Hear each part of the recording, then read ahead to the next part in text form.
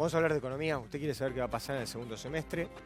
Iván Carrino y Mariano Castelboy. ¿Cómo estás? ¿Cómo están? ¿Bien? Gracias por venir. Todos queremos saber qué va a pasar en el segundo semestre. La verdad, yo no sé qué percepción tienen ustedes, ¿no? A mí la sensación que me da es que como que está todo desacelerado. Todo desacelerado. Y esto, a mi modo de ver, sin ser economista y por lo que uno percibe en la calle, y esto tiene que ver también con una cuestión de temor que en general tiene la gente, en función de que tiene miedo desde... Aquel que tenía un empleo asegurado, me refiero, tiene miedo de perderlo. Algo que me parece no le entraba en la cabeza o no le pasaba por la cabeza en estos últimos años. Entonces, es como que a mí me da la sensación que la gente está como más conservadora para todo. Para todo, para irse de vacaciones, para gastar, para comprarse cosas. Yo no sé cuál es la percepción que tienen ustedes y qué creen ustedes que va a pasar en el segundo semestre. Bueno, a mí me parece que claramente la mayoría de los argentinos perdieron poder adquisitivo en estos últimos 6 meses. Muchos de los trabajadores, alrededor de la mitad de los trabajadores, acuerdan sus aumentos salariales por paritarias y la mayoría de las paritarias, de los incrementos, recaen en estos meses. Así que debería haber una parcial recuperación del poder adquisitivo. Sin embargo, el proceso inflacionario, si bien hay consenso entre todos los analistas de que se va a ver una desaceleración, no va a haber una inflación del 5 o 6% como estos últimos meses, sino que seguramente estarán en el orden del 2 y el 3% en los próximos meses, seguirá estando latente. Entonces, seguirá habiendo una erosión de su poder adquisitivo. Y obviamente hay un reacomodamiento constante de precios relativos y el trabajador es conservador porque obviamente está perdiendo poder adquisitivo, lo ve diariamente, y el empresario, muchos empresarios confiaron en el gobierno nacional, creyeron que iba a llegar la reactivación de la economía en el segundo semestre. Lamentablemente no hay ningún indicador que esté mostrando eso, y entonces muchos de los empresarios postergaron sus decisiones de despidos, avanzaron con suspensiones, con acumulación de stocks. Una política de la acumulación de stocks es mantener la fábrica andando, pero una vez que acumulaste ya 2 o 3 meses de stocks de producción y las tasas de interés son muy altas, es una estrategia que no es favorable para la rentabilidad de la empresa. Entonces terminan finalmente, lamentablemente, despidiendo personal, y eso se está viendo en los indicadores de empleo registrado del sector privado, que en estos últimos 6 meses ya cayeron 42.000 puestos de trabajo. ¿Coincidís? Parcialmente, ¿no? Es claro que la economía está en recesión, lo muestran los datos oficiales, digamos, la economía está cayendo. Igual esto venía, digamos, arrastrándose ya de 2015, tenemos 3 trimestres consecutivos de caída. Esto es economía en recesión, es decir, producimos menos de lo que producíamos antes. Eso es claro, ¿no? Después el tema laboral me parece que está estancado, puede haber despidos, pero en el neto los indicadores de empleo privado están estancados, tal cual venían hace 5 años, ¿no? Y lo que hay que destacar es de dónde venimos. O sea, no podemos analizar la economía en el vacío y decir, bueno, primer trimestre, segundo trimestre, segundo semestre. Incluso creo que se le dio demasiada importancia a lo que va a pasar en el segundo semestre y ahora estamos todos con la expectativa de que... Es un error comunicacional del gobierno. Bueno, sí, seguramente, porque ahora estamos todos con la expectativa de que el segundo semestre, que se han hecho varios memes en las redes sociales de que se venían los globos amarillos, toda la felicidad. Claramente, digamos, es difícil, las cosas no cambian de la noche a la mañana. Pero me parece que tal vez la parte más dura del ajuste que era necesario hacer, porque la economía había que rebalancearla, digamos, se ha hecho, o sea, pero eso obviamente pegó en la actividad. Cuando el dólar pasa de estar en un ficticio precio de 9 a 14, eso impacta. Las tarifas también, ¿no? Obviamente, nosotros consumíamos en el supermercado porque las tarifas valían 40, 50 pesos. Ahora hay que pagar mucha más plata por las tarifas, entonces vamos a cuidarnos con lo que consumimos en el supermercado, por ahí vamos menos al cine, digamos. Esas cosas se empiezan a ver. Pero hay que entender de dónde veníamos, ¿no? La situación era muy complicada, era una economía estancada, con mucha inflación y además con inflación reprimida. Entonces había que manejar la cuestión con delicadeza, ¿no? Y bueno, evidentemente hubo un impacto. A ver, en términos de competitividad, que es lo principal para que se reactive la economía, es una de las pocas veces en la historia económica argentina que hay una devaluación del 60%. Y la competitividad pasados 6 meses es peor aún. No solamente entendida desde el atraso cambiario porque aumentó el precio del dólar y la inflación aumentó también y perdió competitividad desde ese punto de vista, sino también porque al haber recesión, haber caída de actividad, las empresas tienen costos fijos en alza, tarifas de los servicios públicos que en términos relativos aumentaron mucho más y las empresas en general demandan mucha más energía para producir. Entonces, en una situación de caída del nivel de actividad, los costos fijos pegan más fuerte no pueden prorratear en un volumen más alto de producción los costos esos fijos que tienen, que no los pueden pagar de otra forma. Entonces, de esa forma, las empresas están en una situación muy delicada y esto se combina con un contexto internacional difícil, en recesión, el principal socio comercial de la Argentina, Brasil, y con una política económica que está volcándose a ser más liberal en el sentido comercial que el gobierno anterior, y entonces la participación de las importaciones en el mercado nacional está creciendo. En un contexto recesivo, eso es una clara pérdida de participación de las empresas nacionales. Me gustaría que en un minuto conteste Iván y después tengo un par de preguntas yo para ustedes. Dale. Sí. No sé si querés decir algo por eso respecto la a lo que competitividad acaba de la decir. economía es importante ver el tipo de cambio, qué pasa con la inflación. Pero hay que verlo en términos más globales, ¿no? O sea, hay... Por ejemplo, si vos le das al mundo señales de que sos un país con respeto por las instituciones, por la propiedad privada, que vas a un país con mayor estabilidad de ciertas reglas de juego, eso es clave para la competitividad. Porque ¿qué pasa? Los inversores de afuera dicen, mirá qué interesante Argentina, vamos a invertir ahí, vamos a hacer una fábrica, y eso mejora la inversión y la productividad, la eficiencia, la capacidad de producir de acá al futuro. Esto es mirando a mediano plazo, ¿no? Entonces, pondría en contexto ese tema con la competitividad. Me parece que la agenda de este gobierno... las fábricas, Iván. Yo la verdad que Total. tengo una visión un poco menos romántica de la historia y bastante más dura en función de lo que uno advierte y sobre lo que uno ve. A ver, nadie puede decir que Estados Unidos no es un país atractivo para invertir. Lo ha sido históricamente.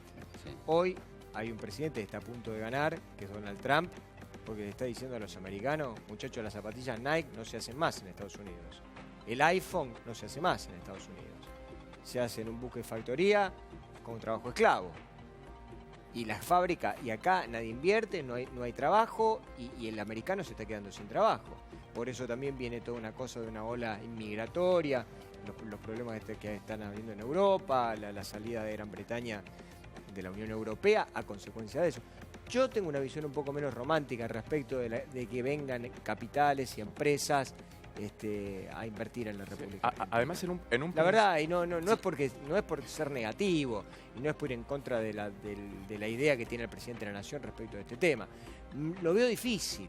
Está bien, pero Lo veo digamos difícil. que coincidimos en que es necesaria la inversión, ¿no? O sea, inversión es necesaria para Sí, producir pero más. no en este contexto, porque si no, la gente está esperando siempre, terminás esperando lo que te venga Hernán Cortés con los espejitos de colores. Y no te va a venir. porque No la verdad que necesariamente. A ver, honestamente no... una cosita, Iván. Sí. El gobierno, ni bien asumió, dijo que bueno, llegaba justamente la confianza, llegaba un gobierno serio, el Dream Team, medidas económicas favorables a los mercados y con eso una lluvia de dólares, lluvia de inversiones. Y lo único que llegó hasta el momento, afortunadamente, pero es un problema para el futuro, es la lluvia de los pasivos. Lluvia de deuda, endeudamiento externo. Sí. Ya este año van a ser más de 30.000 millones de dólares de endeudamiento, más de lo que teníamos de reservas. Es una situación delicada.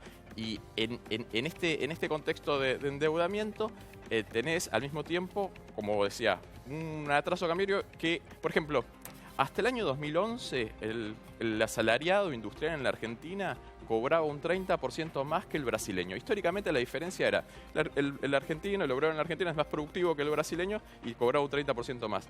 Hoy cobra más del doble el argentino, medio en dólares, respecto al brasileño. Pero eso no significa que el argentino tenga un mayor poder adquisitivo, mayor poder de compra cuando va al supermercado que el brasileño. Estamos en una situación muy mala a pesar de que cobra el doble. Bueno, eso tiene que ver con la inflación. Sí, y con los altos costos internos medidos en dólares de todos los productos que Argentina no es un país comercializa internacionalmente. Es un país Pero carísimo. entonces en ese contexto el inversor lo ve y dice, no, prefiero con una tasa de interés del 30%, prefiero una inversión con un gobierno que respeta las reglas de juego internacionales, el libre movimiento de capitales, prefiere hacer una inversión financiera en lugar de una inversión productiva y así tiene una rentabilidad espectacular. Pero esta película ya la vimos. Lamentablemente, en el corto, mediano plazo, termina en una explosión social. Entonces, hay que tener mucho cuidado con las políticas a favor de los mercados cuando no van acompañados de programas estratégicos para desarrollar la producción. Yo soy igual de crítico que Mariano con el tema de la deuda y la deuda externa, la deuda interna, digamos, pero el problema básico de la deuda siempre es el déficit. En una familia vos no podés endeudarte si no gastás más de lo que ganás. Cada vez que te endeudas es porque gastaste más de lo que ingresaste. Al gobierno le pasa lo mismo. El gobierno tiene un déficit fiscal heredado muy grande y ahora está viendo cómo lo baja, cómo lo maneja. Parte de ese manejo es endeudarse. Eso es un riesgo. Y me parece que todos los analistas tenemos que estar mirando ese dato. ¿Cómo va el déficit? ¿Lo estás achicando? Porque si no nos vas a traer problemas a largo plazo. Entonces, en eso, sin duda estamos de acuerdo. Parte de respetar las reglas a nivel internacional, parte de dar certidumbre, es tener las cuentas públicas en orden. No hay país en la región que tenga un déficit fiscal tan grande como el nuestro. Tal vez Brasil, pero otros no. ¿Les puedo pedir a los dos que hagamos un ejercicio para tratar de la gente que está del otro lado, darle algunas pistas sobre lo que van a pasar en los próximos 6 meses? ¿Sí? Primero, según tu punto de vista, ¿qué pasa con el dólar en los próximos 6 meses? Va a seguir subiendo, pero no va a haber una devaluación desbocada. Hoy está en 15.20. No, a 20 no va a ir. No, perdón. Hoy está en 15.20. 15,20. Sí, 15.20. Sí. ¿Cuánto calculas vos? Y yo creo que se va a ir acercando a los 16 pesos, 16,50 para fin de año quizás, pero no va a haber un movimiento muy brusco. A lo sumo 17 pesos. Tranquilo. Bien. Sí. Yo creo que este mes subió mucho también por el tema Brexit, ¿sí? Y la política monetaria que está bajando la tasa de interés. Me parece que tal vez corrija un poco el mes que viene, pero a fin de año lo veo tal vez cerca de 16, digamos, eso es lo que estamos viendo, ¿no? Ninguna debacle. O sea que el dólar va a subir un poquito. Sí. De acá hasta fin de año. No va a bajar. No va a bajar de ninguna forma. En un contexto con inflación. No, digo porque en función de que hay algunos empresarios que han salido a decir, en el caso de Ratazzi, que el dólar está barato y una serie de cosas, todo eso despertó también un montón de suspicacias. El tema de los precios. ¿Cómo creen ustedes que va a ser el comportamiento de los precios de acá hasta fin de año? Para la señora que va al supermercado, para el que se quiere ir a lo mejor de viaje, el que tiene programado hacer alguna cosa. ¿Qué van a pasar con los precios? ¿Van a bajar los precios? ¿Se van a mantener? ¿Van a seguir subiendo? Se arrancó primero. No, los precios no van a bajar. Eso sería tener deflación. Sería ideal que bajen los precios. Lo que sí va a pasar es que van a subir mucho menos de lo que venían subiendo, ¿no? Eso responde a una nueva política. ¿Hay precios que bajan? ¿Hay precios que bajan? Sí. Bueno, puede haber ofertas puntuales. Sí, puede haber ofertas puntuales o precios estacionales. Yo vi precios que bajaron. El kilo de naranja en el verano está más caro que ahora. No, sin eso duda, es verdura, eso es otra cosa. Pero yo, por ejemplo, compré 3 litros de aceite y lo pagué, te voy a decir, lo pagué, no me acuerdo, 73 pesos. 3 litros de aceite, 73 pesos. Y 1 litro de aceite de maíz cuesta 50. Entonces, lo que te quiero decir es, a ver, esa es una muy buena oferta. Sí, realmente es una buena puede oferta. Haber oferta. Ahora, estamos hablando de los precios a nivel general no van a bajar. Y agregado. Bajar quiere decir que en junio el índice de precios cae 3%. Eso no. En otros lugares del mundo los precios bajan. Sí, pero no en Argentina, pues es un país con alta inflación, ¿sí? Y con una emisión monetaria que crece alrededor del 20 y pico %. Pero, como esa emisión ahora es mucho menor de lo que era antes, y como se espera que vaya bajando incluso, eso sí va a tener efecto sobre los precios. Y como decía Mariano, tal vez el mes que viene veamos una inflación de 2,5, que es lo que ya algunas encuestadoras privadas relevaron. Y yo te diría que tal vez en diciembre estemos viendo una inflación mensual de 1,5%. Sí, seguro que va a seguir habiendo ofertas, pero a nivel generalizado, agregado, como dice Iván, no va a haber una deflación. A ver, las ofertas son cuestiones puntuales. Y yo creo que la desaceleración de la inflación tiene que ver con los trabajadores que tienen menos poder de compra, entonces los comerciantes no pueden aumentar los precios. No avalan los trabajadores esos aumentos de precios. Un recorte del poder adquisitivo de la población no menor al 10% en los primeros 6 meses del año y bueno, y esa caída en el consumo obliga a las empresas a reducir su producción. Hay cuellos de botella en la economía que se van liberando, entonces está la posibilidad de que no haya tanta inflación, pero de todas formas hay un reacomodamiento de precios relativos. Ahora, por ejemplo, las expensas van a aumentar, las empresas de telefonía celular van a aumentar, el subte va a aumentar. Hay un montón de servicios que no habían aumentado y tienen que aumentar. El que no aumentó en los primeros 6 meses del año y tiene un contrato y tiene que actualizarlo, por ejemplo, un alquiler. Vos te fuiste a las tarifas. Era la próxima pregunta. Lo que te quiero preguntar es de precios generales. Pero los precios generales, lo que te digo, muchos precios que no aumentaron todavía por una cuestión de contratos temporales, bueno, miran la inflación pasada y la inflación futura y dicen, bueno, hubo una inflación del 42% en los últimos 12 meses, bueno, seguramente voy a tratar de recomponer el poder de compra que tenía mi alquiler. Yo, por ejemplo, supongamos que tengo que ofrezco un alquiler. Bueno, entonces voy a tratar de reacomodar el poder de compra que tenía ese alquiler porque me aumentaron las expensas, porque me aumentó la electricidad, me aumentaron todos los servicios. Perdón, la síntesis es, no va a haber, van a seguir aumentando los precios. Van a seguir aumentando, pero a un ritmo más bajo, más bajo. Es decir, va a caer la inflación. Ese es el resultado.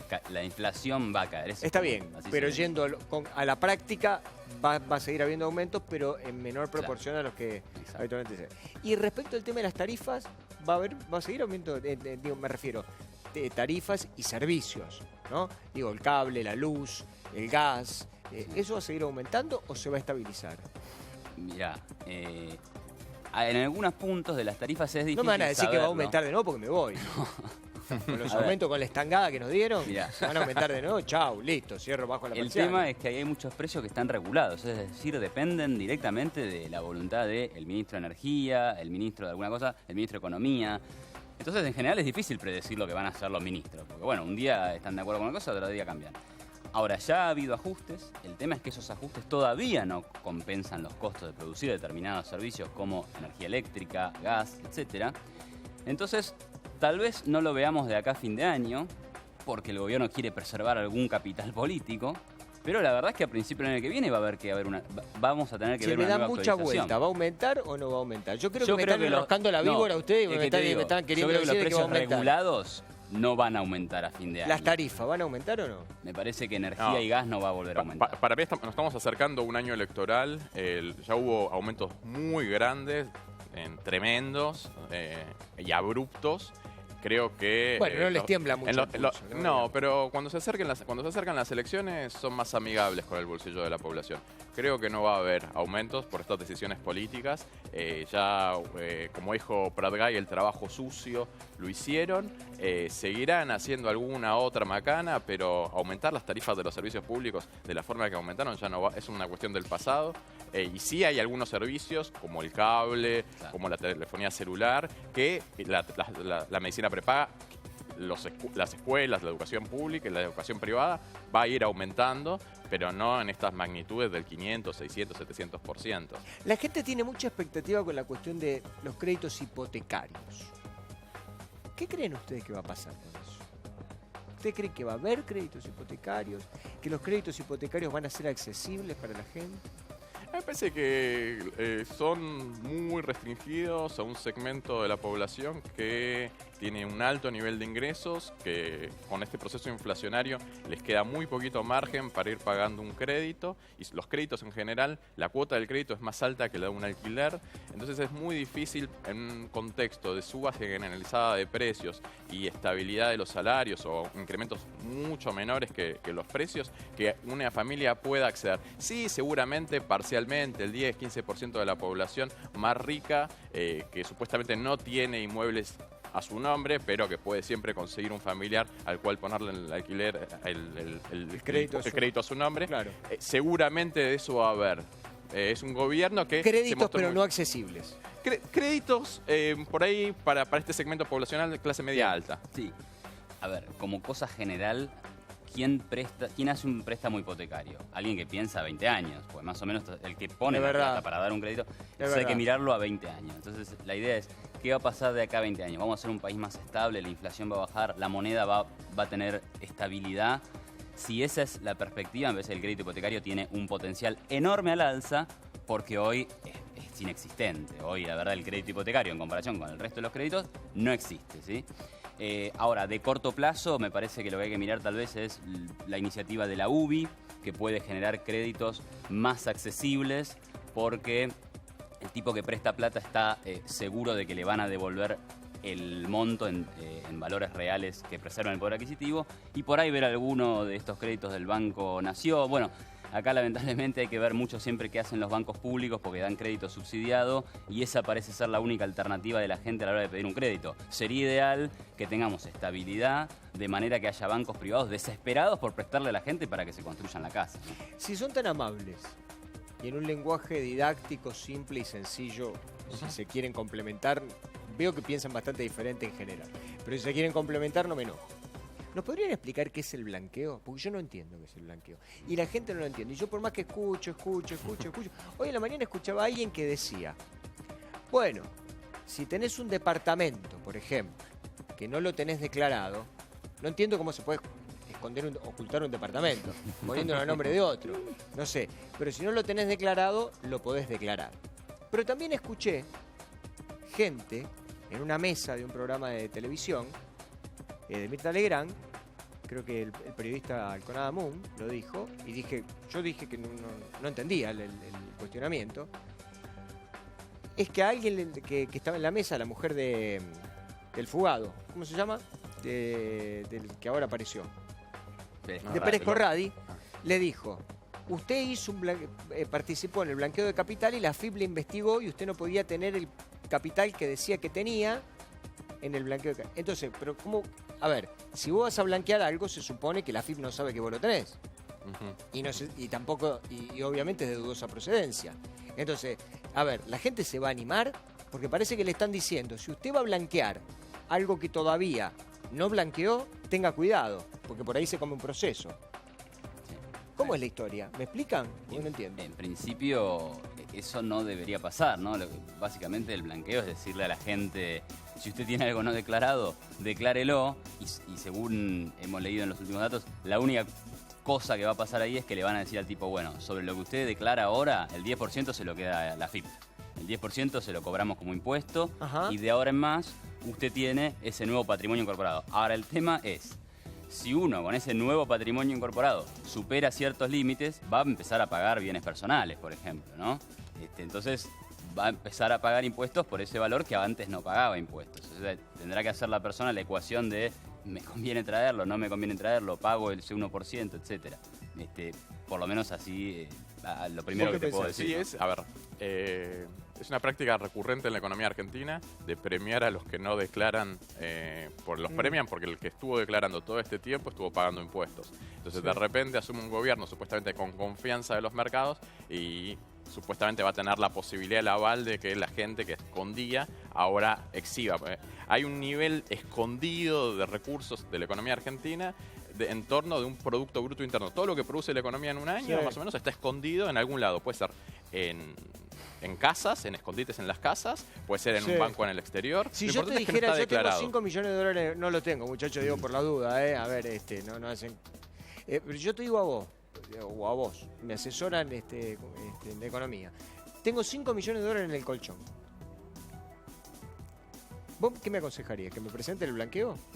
A ver, depende de lo que vos quieras hacer. A ver, hoy las tasas de interés en la economía argentina son muy altas. Ese dinero que está escondido, que está guardado, va a tener un rendimiento financiero mucho más alto que el pago de impuestos. ¿Y la AFIP no me va a preguntar de dónde sacó los 5 palos? Supuestamente no. ¿No me lo va a preguntar? A ver, lo que pasa es que hay que diferenciar. Bueno, Alconada Moon dijo el otro día a la mujer de Pérez Corradi, le dijo, usted puede ir presa. Lo que pasa es que hay que declaró una cosa que no era. Porque una cosa es cometer el delito, digamos, de evadir impuestos, ¿sí? Y otra cosa es que el dinero uno lo haya conseguido por corrupción, por venta de armas, por negocios ilegales, ¿Dónde se creen ustedes que la plata en negro, la plata que se va a blanquear? Mirá, no necesariamente. Fíjate el caso de Messi en España, que le hicieron un juicio. Hay que ver cómo termina eso, ¿no? Pero básicamente a él lo investigan por defraudar al fisco. Pero todos sabemos que el dinero él no lo consigue de manera ilícita, ¿no? Entonces hay que hacer claramente esa diferenciación. Si viene una persona, blanquea 5 millones de dólares, bueno, por ahí lo investiguen, pero porque sospechan del origen ilícito de los fondos, no por los 5 o 4 millones de dólares. Si vos traes 5 millones de dólares y te investigan y resulta que, bueno, hiciste plata, no sé, vendiendo bienes, pero decidiste no pagar impuestos, bueno, el acuerdo es solamente te cobro el 10. Me parece que la plata más grande está ahí, muchachos. Sí, totalmente. Y, Hay si usted no, y muchísima bueno, evasión. entonces no hagan el blanqueo porque no le van a dar garantía a la gente que quiera blanquearlo. Pero bueno, igual es una discusión ética o antiética o de corrupción o moral, que en realidad yo no me voy a poner del lado de un tipo que es narcotraficante y que tiene que blanquear la plata. Gracias a los dos, gracias. Nos dejan preocupados, la verdad que nos dejaron muy preocupados para el segundo semestre. Señoras y señores, vamos a la ciudad de Buenos Aires para ver cómo está el tiempo a esta hora y qué